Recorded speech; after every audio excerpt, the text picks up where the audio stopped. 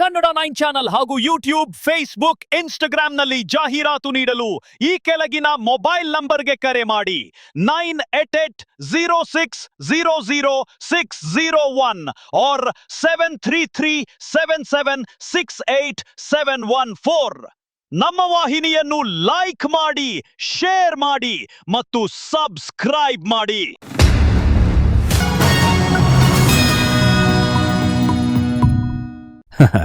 ನೀವು ಮಾವು ಮೇಳ, ಹಲಸು ಮೇಳ, ಕೃಷಿ ಮೇಳ ಕೇಳಿರಬಹುದು.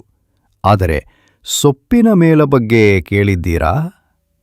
ಇದೇ ಭಾನುವಾರ ತುಮಕೂರು ಜಿಲ್ಲೆ ತಿಪಟೂರಿನಲ್ಲಿ ಜರುಗಲಿರುವ ವೈವಿಧ್ಯಮಯ ತಳಿಗಳ ಸೊಪ್ಪು ಮೇಳಕ್ಕೆ ಭೇಟಿ ನೀಡಬಹುದು. ಔಷಧಿ ಗುಣಗಳಿರುವ ಎಲ್ಲ ಬಗೆಯ ಸೊಪ್ಪುಗಳ ಬಗ್ಗೆ ಮಾಹಿತಿ ತಿಳಿಯುವುದರ ಜೊತೆಗೆ ನಿಮಗೆ ಬೇಕಾದ ಸೊಪ್ಪುಗಳನ್ನು ಖರೀದಿಸಲೂಬಹುದು.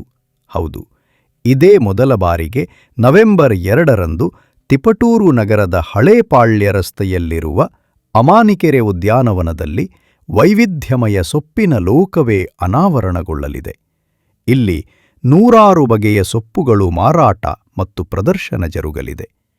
ಕೆಲವರಂತೂ ನಿತ್ಯ ಸೊಪ್ಪುಗಳಿಲ್ಲದೆ ಆಹಾರವನ್ನೇ ಸೇವಿಸುವುದಿಲ್ಲ.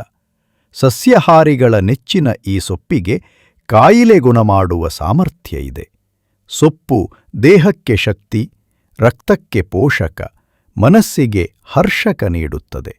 ಇನ್ನು ಆರೋಗ್ಯದ ಗುಟ್ಟು ಸೊಪ್ಪು ತರಕಾರಿಗಳಲ್ಲಿ ಅಡಗಿದೆ ಎಂಬುದೇ ಎಷ್ಟೋ ಮಂದಿಗೆ ತಿಳಿದಿಲ್ಲ. ಇಂತಹ ಸೊಪ್ಪುಗಳ ಮೇಳವು ಇದೇ ಮೊದಲ ಬಾರಿಗೆ ತಿಪಟೂರು ನಗರದಲ್ಲಿ ಜರುಗಲಿದೆ.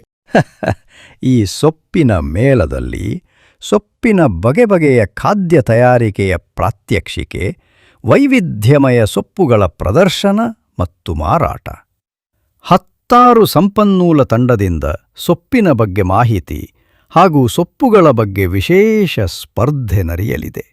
ಹಾಗೆ ಮೇಳದಲ್ಲಿ ಸೊಪ್ಪುಗಳ ಬಜ್ಜಿ, ಸಾರು, ಪಲ್ಯ, ವಿವಿಧ ರೀತಿಯ ಸೊಪ್ಪುಗಳಿಂದ ತಯಾರಿಸಿದ ಖಾದ್ಯಗಳನ್ನು ಜನರು ಸವಿಯಬಹುದು. ಕೆಲವೊಂದು ಸೊಪ್ಪುಗಳು ಎಲ್ಲಾ ಕಡೆ ಸಿಗುವುದಿಲ್ಲ. ಇಂತಹ ಬಯಸಿದ ಸೊಪ್ಪುಗಳನ್ನೆಲ್ಲ ಒಂದೆಡೆ ಸೇರಿಸಿ ಬಯಕೆ ಈಡೇರಿಸಿಕೊಳ್ಳುವ ಉದ್ದೇಶವೇ ಈ ಸೊಪ್ಪಿನ ಮೇಳದ ಪ್ರಮುಖ ಉದ್ದೇಶ. ಇನ್ನು ಬೆರಕೆ ಸೊಪ್ಪುಗಳನ್ನು ಕೊಯ್ದು ತರುವ ಅಜ್ಜಿಯರ ಅನುಭವದ ಮನದಾಳದ ಮಾತುಗಳ ಕೇಳುವ ಸುವರ್ಣ ವೇದಿಕೆಯಾಗಲಿದೆ ಈ ಮೇಳ. ಈ ಸೊಪ್ಪಿನ ಮೇಳದಲ್ಲಿ ನಮ್ಮ ಸುತ್ತಮುತ್ತಲಿನ ಹೊಲಗದ್ದೆಯ ಬೇಲಿ ಸಾಲುಗಳಲ್ಲಿರುವ 100 ಬಗೆಯ ಕಳೆಯ ರೂಪದ ಸೊಪ್ಪುಗಳ ಬಳಕೆಯಿಂದಾಗುವ ಆರೋಗ್ಯದ ಗುಟ್ಟನ್ನು ತಿಳಿದವರಿಂದ ರಟ್ಟು ಮಾಡುವ ವೇದಿಕೆಯಾಗಿಯೂ ಆಗಲಿದೆ.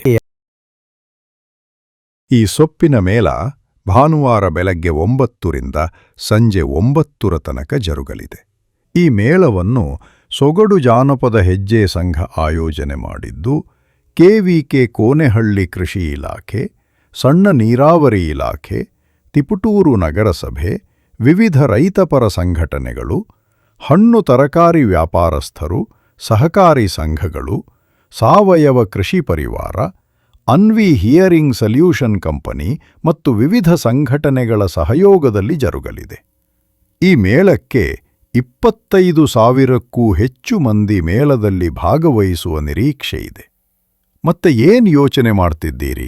ಬನ್ನಿ, ಅಪರೂಪಕ್ಕೆ ನಡೆಯುತ್ತಿರುವ ಸೊಪ್ಪಿನ ಮೇಳದಲ್ಲಿ ಭಾಗವಹಿಸಿ ಅನುಭವ ವಿನಿಮಯ ಮಾಡಿಕೊಂಡು ಆರೋಗ್ಯ ವೃದ್ಧಿಸಿಕೊಳ್ಳೋಣ. ಮಕ್ಕಳಿಗೆ ಮಾರ್ಗದರ್ಶನ ನೀಡೋಣ. ಮಕ್ಕಳಿಗೆ ಮಾರ್ಗದರ್ಶನ ನೀಡುವ ಜೊತೆಗೆ ಸ್ವಾಸ್ಥ್ಯ ಸಮಾಜ ನಿರ್ಮಾಣ ಮಾಡುವ ಜೊತೆ ದೇಶದ ಬೆನ್ನೆಲುಬಾಗಿರುವ ರೈತಾಪಿ ವರ್ಗದ ಕೃಷಿ ಕುಟುಂಬಕ್ಕೆ ಒಂದು ದಿನ ಕೈಜೋಡಿಸೋಣ ಬರ್ತಿರಲ್ವಾ?